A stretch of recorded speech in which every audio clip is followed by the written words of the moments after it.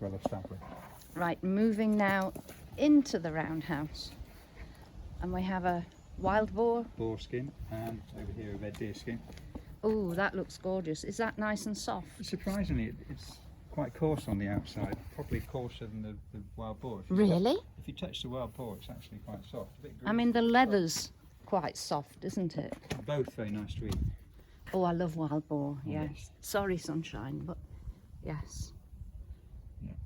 Gosh, So yes. this would have just been supplementary food. Yes. Britain was still covered mostly in forest and woodland. Areas had been cleared for farming, but around here there would have been loads of forest and wood. And red deer and wild boar are naturally forest animals, plus roe deer and all sorts of other stuff. But they were farming, and they were keeping cows, sheep, pigs. Most people were farming. Right. Vast majority of people. There's only a few specialist metal workers and maybe priests and what have you. But most people were doing farming, living in houses like this. The vast majority would have been out on the Cheshire Plain farming. Right. Up here on the hill, they were metalworking. Where are the nearest reed beds to here? If you go for a walk in the country, are you from this area? Sandbach. Right. Well, if you go for a walk anywhere around here, especially over to the west, the area I know, it's probably the same around here. The smallest stream, even one that wide, will be You've got reeds. huge banks of reeds, and I don't mean a few, I'm talking thick banks of reeds running off into the distance. Excellent. And over here we got some river reed. And is this... That's the tamper. I was telling you about the they- stones. That's for flattening the fore, and this one. The post was erected, and then with it still being held up with ropes, and it was put up without using cranes, it was just people Yes. with ropes and A-frames to pull them up, and then stones around the base, and tamped in with this, a tamper, especially made for the job out of oak. All the vast majority of the tools were made for the build. Is that a millstone? That's a rotary quern, which should have been more Iron Age than Bronze Age. That's a saddle quern. They found bits of that. They just here at use a Beeston. stone on that's for used grinding like this. corn. This is Bronze Age and Stone Age. And this one, you put the corn in there, Yes. like so. Brilliant. And the rotary one, so that's late in the Iron Age. So see, this is high tech. This one, you put the corn in the middle, and it's a bit like any.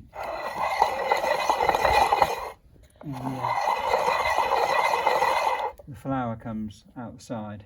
Much more effective. If we had to rely on these methods these days, there would be a lot less waste. People would use every morsel, wouldn't they? They wouldn't be so fat either. They wouldn't. No, no. Oh, that's extremely hard work, this one. It looks like it, yes. Skeleton, whenever they find skeletons of people from this far way back, where this is the main tool, they often find badly damaged knees, backs, and ankles from that position. So the fire would always be central. Yes. Was there ever a smoke outlet? There's no archaeologists to say what they had, but what was discovered making replicas back in the 1950s when they first started making this sort of thing. Yes. They built them with a hole above the fire. And what happened is, as soon as you light the fire, lots of sparks come off with fire, especially when you first light it. Not what you need. With a hole above it, they start to draw like a chimney. And the sparks just get sucked straight into the thatch, and the thatch on the inside is like tinder wet to burn. Ooh. So they burnt down, and that's when they realised you must leave it covered, and the air does this. Up and round. Spreads out, and it loses its velocity. So as long as you're not too tall, you're all right.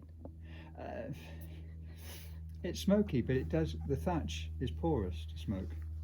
Right. Although it keeps rain off because it runs down the stalks of the reeds. Yes.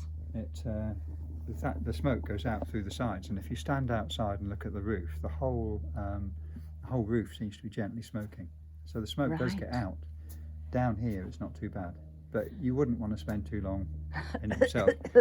We do have the fire lit, but we're strictly limited in the time we can spend in here. Health and safety.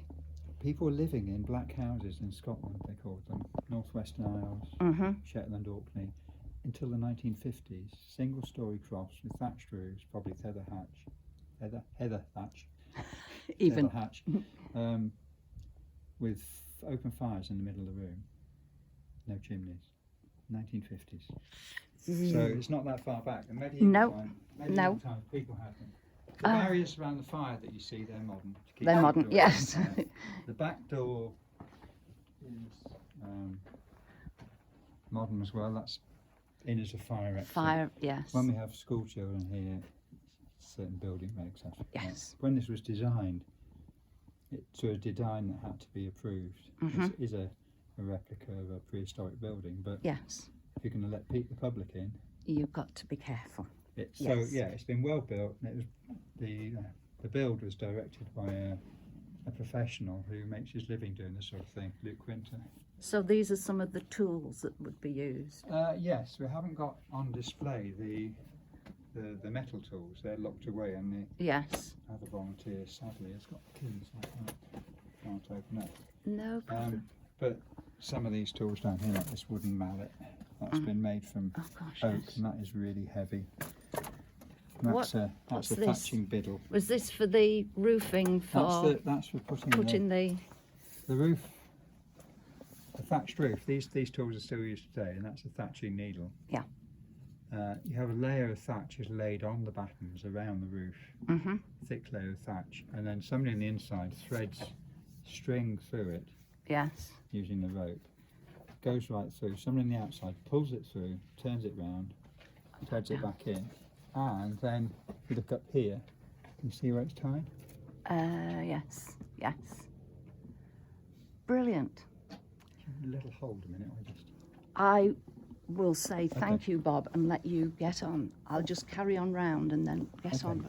I appreciate your I can time. come back if you want. I just want to. Are you sure? explain, yeah. Thank you. We're expecting a school visit. Yeah, we know they're behind us. Oh, they're on the way, are they? They're all just arrived and they're running around going to the loo. Oh, right, so they're still downstairs. Yeah, they're just behind us. Okay, so we've got time. Well, they go round the hill, and so probably got about half an hour. That bit on the side's a storage space, if you're wondering what. Ah, this is the store. Right, Over here's okay. a bed. Imagine that filled with hay. Would you like an explanation of what this is? Bed there, right. Reverting to his explainer role. Yes. And presumably hooks for anything and Hooks everything. for hanging stuff on. Yeah, it's built into the Into the wattle and wattle daub. structure. It's actually a thick hazel rod with a branch coming out of it, so you could hang on that, literally hang yourself on it. Very strong. This is a replica of a late Bronze Age roundhouse from about 3,000 Here's the years bed. ago. Right, Bob is starting to 1000 talk to BC. somebody else, so I will The say reason why they built it cheerio is for now. Thank you for joining us. archaeologists Bye. digging on the